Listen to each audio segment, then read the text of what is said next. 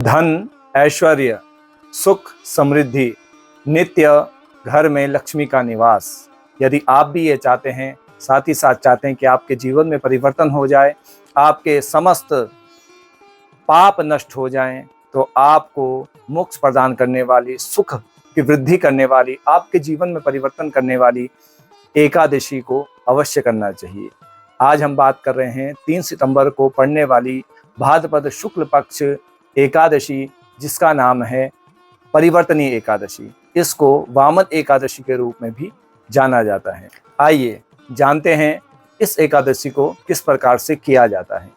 प्रातःकाल उठ करके नित्य क्रिया से निवृत्त होकर के आपको प्रातःकाल भगवान नारायण का ध्यान करते हुए सर्वप्रथम एक चौकी आपने रखनी है। उसमें पीले रंग का कपड़ा, भगवान नारायण की एक मूर्ति या शालिग्राम, उनको स्नान करा करके पंचामृत जल, गंगा जल से पूजन करके, उनका अर्चन करके, पुष्पमाला चढ़ा करके सुंदर फलों का नैवेद्य आपको लगाना चाहिए। और साथ ही साथ जितना हो सके उतने भगवान नारायण का स्मरण करना चाहिए। आप ओम नमो भगवते वासुदेवाय अथवा ओम नमो नारायणाय, जो आपको सुलभ हो, जपने में आसानी हो, मन भगवान के चरणों में लगे, आपको उस मंत्र का जाप करना चाहिए। आइए अब श्रवण करते हैं समस्त फलों को प्रदान करने वाली और ऐसी कथा जिसका श्रवण करने मात्र से ही हजारों यज्ञों का फल आपको प्राप्त हो जाएगा। केवल श्रवण करने मात्र से ही कहा गया है, अश्वमेध सहस्त्रम यज्ञा फलम मापनोति मानवः। केवल कथा का श्रवण करने मात्र से हजारों यज्ञों का फल आपको प्राप्त हो जाएगा। साथ ही साथ यदि आप अपने भक्त समुदाय में इसको शेयर करते हैं तो उनके श्रवण का फल भी आपको प्राप्त होगा। तो आइए प्रारंभ करते हैं। पद्म पुराण के अंतर्गत युधिष्ठिर ने भगवान श्री कृष्ण जी से प्रश्न किया और पूछा कि भाद्रपद शुक्ल एकादशी में पड़ने वाली एकादशी का नाम परिवर्तनी एकादशी क्यों पड़ा, ये मैं आपसे जानना चाहता हूँ। कुछ लोग इसको वामन एकादशी भी कहते हैं। इस विषय में भगवान श्री कृष्ण मैं आपसे जानना चाहता हूँ। पद्म पुराण के अंतर्गत ये कथा ये है, युधिष्ठिर भगवान श्री कृष्ण से पूछते हैं कि भाद्रपद शुक्ल पक्ष में पड़ने वाली एकादशी को किस नाम से जाना जाता है और इसका क्या महात्म्य है, ये मैं आपसे जानना चाहता हूँ। इस दिन क्या दान करना चाहिए और किस प्रकार का नैवेद्य भगवान को लगाना चाहिए। इसके उत्तर में भगवान श्री कृष्ण कहते हैं कि मेरे एक बहुत महान भक्त हुए बलि, एक दिन देवता लोग मेरे पास पहुँचे और उन्होंने कहा, हे भगवान, हम चाहते हैं कि आप पृथ्वी पर आएँ और राजा बलि इस समय बहुत बड़ा यज्ञ कर रहे हैं, आप उनसे जा करके भिक्षा मांग करके उनका सर्वस्व आप अपने पास रख लें। तो देवताओं की स्तुति पर भगवान ने पृथ्वी पर, धराधाम पर आए और वामन रूप में जन्म लिया। और आगे की कथा आप सभी जानते हैं। भगवान वामन के स्वरूप में आए, राजा बलि के समक्ष पहुँचे और 3 पग भूमि मांगी।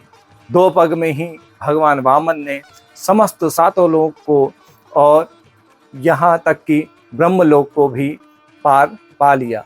और तीसरा पग कहाँ पर रखूं, बलि से ऐसा प्रश्न किया। राजा बलि ने भक्तिपूर्वक अपना सिर भगवान के समक्ष रख दिया और कहा कि आप अपना तीसरा पग मेरे मस्तक पर रख दीजिए। राजा बलि के भक्ति भाव को देख करके वामन भगवान अत्यंत प्रसन्न हुए और राजा बलि को रसातल का राज्य प्रदान कर दिया।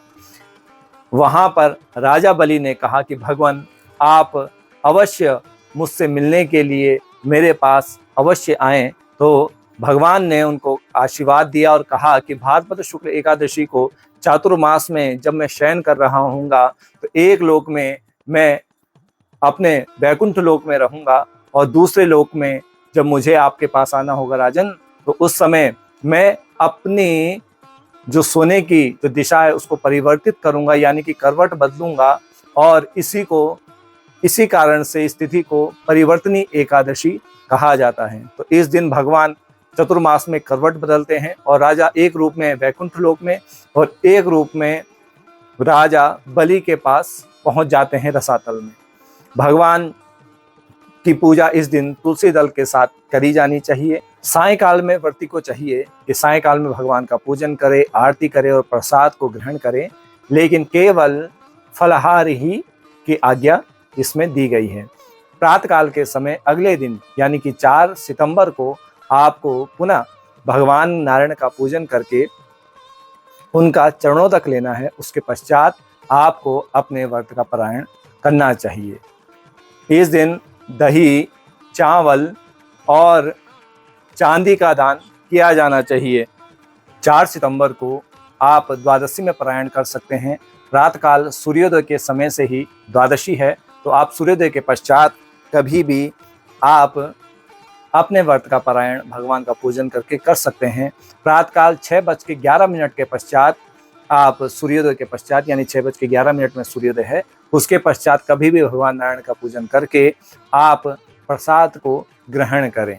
आप सभी के ऊपर भगवान नारायण की कृपा बनी रहे और यह व्रत आपके जीवन में एक परिवर्तनकारी हो, ऐसी मैं कामना करता हूँ। आप सभी अवश्य भगवान का इस दिन पूजन करें। आप सभी को पुनः पुनः हार्दिक शुभकामनाएं। नमस्कार।